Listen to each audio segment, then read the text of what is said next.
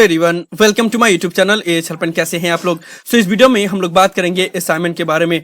इस बार आप लोगों ने ऑनलाइन असाइनमेंट तो सबमिट कर दिया, लेकिन बहुत सारे स्टूडेंट के असाइनमेंट रिजेक्ट किए जा रहे हैं, जिसका नंबर ऑफ रीजन है। उसी रीजन के बारे में बताऊंगा कि कौन कौन सा ऐसा रीजन है जिसकी वजह से आप लोग के असाइनमेंट जो आपने सबमिट कर दिया है वो रिजेक्ट किए जा रहे हैं विदाउट आपको इन्फॉर्मेशन दिए हुए। तो आप लोग इस वीडियो को ध्यान से और कंप्लीट जरूर देख लीजिएगा। मैं आप लोग को एक एक चीज बताऊंगा कि कौन कौन सा रीजन है जिसकी वजह से आप लोग का असाइनमेंट रिजेक्ट हो रहा है या रिजेक्ट हो सकता है और आप लोग का मार्क्स अपडेट नहीं होगा उस सूरत में। तो आप लोग वीडियो को ध्यान से और कंप्लीट जरूर देख लीजिएगा। वीडियो पसंद आए तो वीडियो को लाइक करना बिल्कुल मत भूलिएगा और इसी तरह से ट्रस्टेड और ऑथेंटिक इन्फॉर्मेशन पाने के लिए मेक श्योर आप लोग चैनल को जरूर सब्सक्राइब कर ले। और किसी भी तरह के डाउट के लिए आप लोग मुझे कभी भी कॉल करके अपना डाउट क्लियर कर सकते हो। ज्यादा इन्फॉर्मेशन के लिए ऊपर कार्ड में दिया वीडियो का लिंक चेक करें, उससे आपको समझ में आ जाएगा। तो देखो, बहुत सारे रीजनल सेंटर ने तो ओपनली ऑफिशियल वेबसाइट पे बता भी दिया कि इस रीजन से हम अपना आपका सबमिट किया हुआ असाइनमेंट रिजेक्ट कर सकते हैं। और बहुत से रीजनल सेंटर ने बताया नहीं है लेकिन रिजेक्ट किया जा रहा है। उसमें से कोहिमा रीजनल सेंटर ने बहुत पहले ही बता दिया था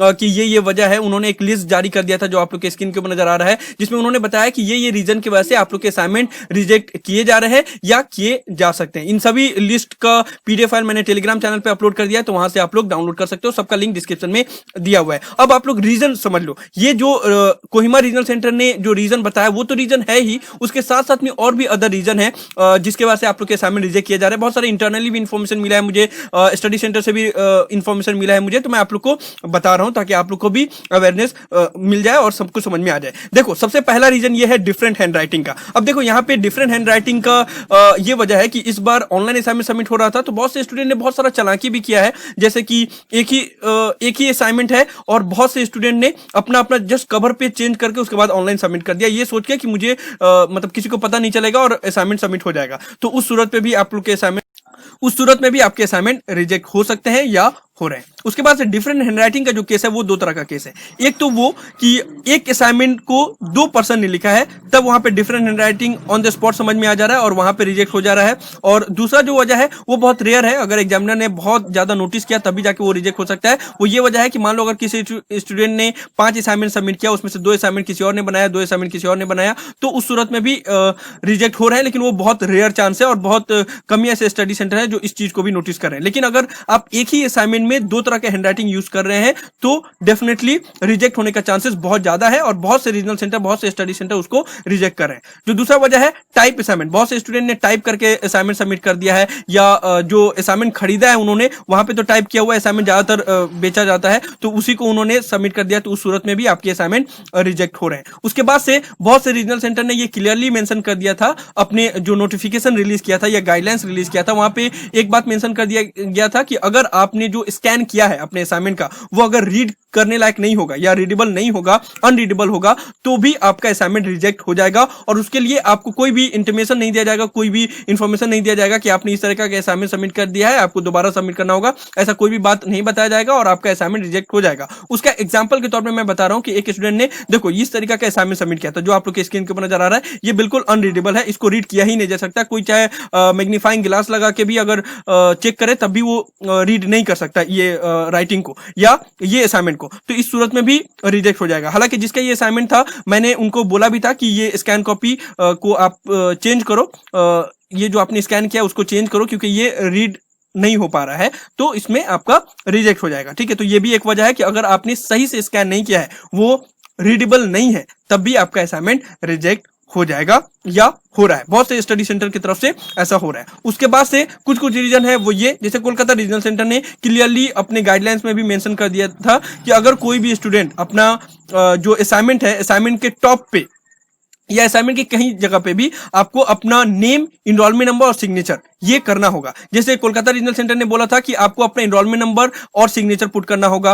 कुछ लोगों ने बोला था कि सिर्फ आपको अपना सिर्फ अपना सिग्नेचर पुट करना होगा। कुछ लोगों ने बोला था कि इनरोलमेंट नंबर और सिग्नेचर दोनों पुट करना होगा। तो ये गाइडलाइंस में एकदम क्लियरली मेंशन है कि अगर आपने अपना इनरोलमेंट नंबर और सिग्नेचर, सबसे इंपॉर्टेंट है सिग्नेचर, अगर सिग्नेचर आपने नहीं किया है, एक पेज पे बोला गया था एक पेज पे करने के लिए, अगर नहीं होगा तो वो आपका असाइनमेंट को इनवैलिड माना जाएगा, वैलिड नहीं माना जाएगा। तो अगर जिस भी स्टूडेंट ने अपना असाइनमेंट के हर एक पेज पे सिग्नेचर नहीं किया है या इनरोलमेंट नंबर नहीं लिखा है, अनरीडेबल है, तब भी आपका असाइनमेंट रिजेक्ट हो जाएगा। तो ये सभी इंफॉर्मेशन मुझे मिल रही है। उसके बाद से बहुत से स्टूडेंट हालांकि मास्टर डिग्री कर रहे हैं लेकिन फिर भी पता नहीं उन्होंने कैसे ये गलती किया है। बहुत से स्टूडेंट ने क्या हुआ है कि कोलकाता रीजनल सेंटर के हैं, अगर कोलकाता का जो गूगल फॉर्म बनाया गया है वहां पे असाइनमेंट सबमिट नहीं हुआ है तो दूसरे जगह दूसरे रीजनल सेंटर का अगर काम कर रहा है तो वहां पे सबमिट किया है।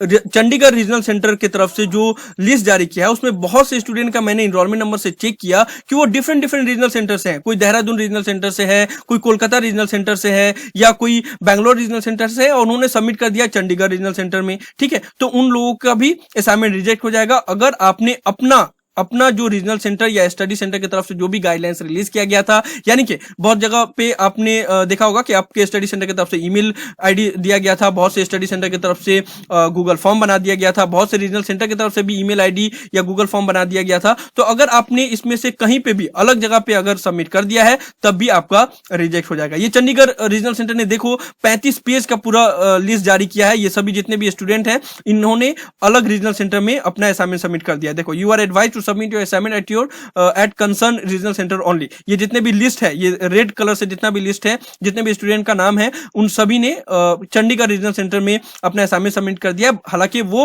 किसी और रीजनल सेंटर से बिलोंग करते हैं। सोचो, इतने सारे स्टूडेंट है, इसमें मास्टर डिग्री के भी स्टूडेंट है। पता नहीं मास्टर डिग्री के स्टूडेंट ऐसे कैसे गलती कर सकते हैं। अगर न्यू स्टूडेंट होंगे तो फिर भी उनका गलती माना जा सकता है कि चलो अभी वो न्यू स्टूडेंट है या पहली बार बैचलर डिग्री कर रहे हैं तो उनके लिए दिक्कत हो सकता है। लेकिन मास्टर डिग्री के स्टूडेंट से ये एक्सपेक्ट नहीं किया जा सकता कि आप अपने रीजनल सेंटर को छोड़ के दूसरा रीजनल सेंटर में जाके सबमिट कर दो। तो ये भी एक रीजन है। अगर आपने ये लिस्ट देख लिया होगा, अगर दोबारा आपने करेक्शन कर दिया होगा तो ठीक है, अदरवाइज आपका असाइनमेंट रिजेक्ट हो जाएगा।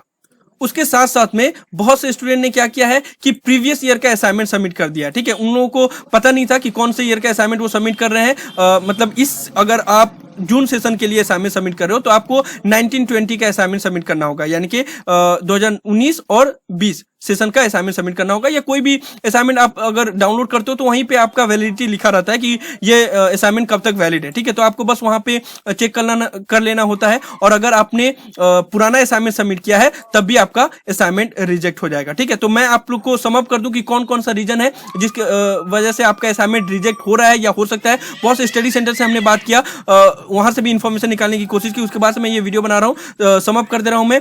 अगर आपने एक ही असाइनमेंट को बहुत से स्टूडेंट ने कवर पे चेंज करके सबमिट कर दिया है तब रिजेक्ट हो रहा है। डिफरेंट हैंड राइटिंग अगर है, एक असाइनमेंट को 2 पर्सन ने लिखा है तब भी रिजेक्ट हो रहा है। अगर बहुत सारा असाइनमेंट है उसमें भी अगर 2-2 पर्सन ने लिखा है तो भी रिजेक्ट हो रहा है, लेकिन वो रेयर चांस है। लेकिन अगर एक असाइनमेंट में अगर 2 हैंड राइटिंग मिल जा रहा है तब रिजेक्ट हो रहा है। प्लस टाइप असाइनमेंट सबमिट किया हुआ रहा है तब रिजेक्ट हो रहा है।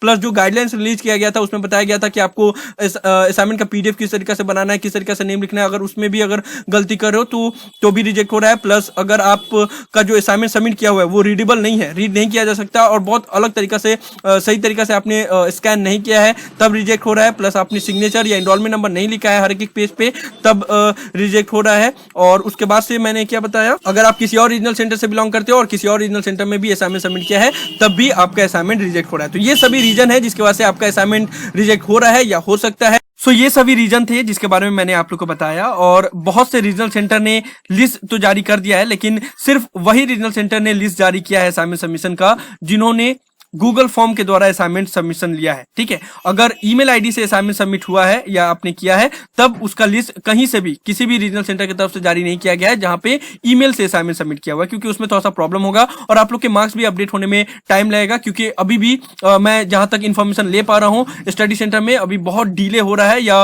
उस तरीका से उस स्पीड से चेकिंग नहीं हो पा रहा है जिस तरीका से आप लोग अगर ऑफलाइन असाइनमेंट सबमिट करते थे तो जब चेकिंग होता था तो उस स्पीड से चेक नहीं हो पा रहा है। तो इसलिए आप लोग को टाइम लगेगा असाइनमेंट का मार्क्स अपडेट होने में। जैसे अपडेट होना स्टार्ट होगा तो मैं आप लोग को चैनल पे बता दूंगा, तो आप लोग चैनल को सब्सक्राइब करके रखिएगा। और साथ ही साथ आप लोग टेलीग्राम चैनल को भी ज्वाइन कर सकते हो, वहां पे भी जितने भी इग्नू के रिलेटेड इंपॉर्टेंट पीडीएफ फाइल होता है वो मैं अपलोड करता हूं, वहां से आप लोग डायरेक्टली डाउनलोड कर सकते हो। एक और बात मैं आप लोग के लिए क्लियर कर दूं कि जितने भी रीजन मैंने बताया जिसकी वजह से आप लोग का असाइनमेंट रिजेक्ट हो सकता है या हो रहा है उसमें बहुत ज्यादा लक फैक्टर भी काम करता है और बहुत ज्यादा एग्जामिनर के ऊपर भी डिपेंड करता है। क्योंकि बहुत से स्टडी सेंटर ऐसे होते हैं जो बहुत स्ट्रिक्टली वे में चेक करते हैं, ये सारा चीज को गौर करते हैं, और बहुत से स्टडी सेंटर के जो एग्जामिनर होते हैं वो इतना गौर नहीं करते। तो अगर आपका लक साथ दिया और अगर एग्जामिनर ने ये सारा चीज नोटिस नहीं किया तब तो रिजेक्ट नहीं होगा, अगर नोटिस किया तो रिजेक्ट हो सकता है और हो भी रहा है। बहुत से रीजनल सेंटर से मुझे ये सारा इन्फॉर्मेशन मिला, उसके बाद से मैं आप लोगों को बता रहा हूँ। और बहुत से रीजनल सेंटर ने तो अपने ऑफिशियल वेबसाइट पे भी ऑफिशियली इसको रिलीज भी कर दिया है। तो यही सब था इस वीडियो में, आप लोग को ये सभी इंपॉर्टेंट इन्फॉर्मेशन देना चाहता। मुझे उम्मीद है कि आप लोग को वीडियो पसंद आया होगा। इस वीडियो को लाइक जरूर कर दे, सभी फ्रेंड के साथ शेयर करें ताकि उनको भी ये इंपॉर्टेंट इन्फॉर्मेशन मिल पाए। किसी भी तरह के डाउट के लिए आप लोग नीचे कमेंट बॉक्स में लिख सकते हैं या मुझे डायरेक्टली कॉल करके भी अपना डाउट क्लियर कर सकते हो। अगर आप लोग चाहें तो एच हेल्पलाइन चैनल को सपोर्ट भी कर सकते हो, उसके लिए भी इंस्टा मोजो का डायरेक्ट लिंक डिस्क्रिप्शन में दिया हुआ है। So thank you so much for watching this video. Have an awesome day. Thank you so much.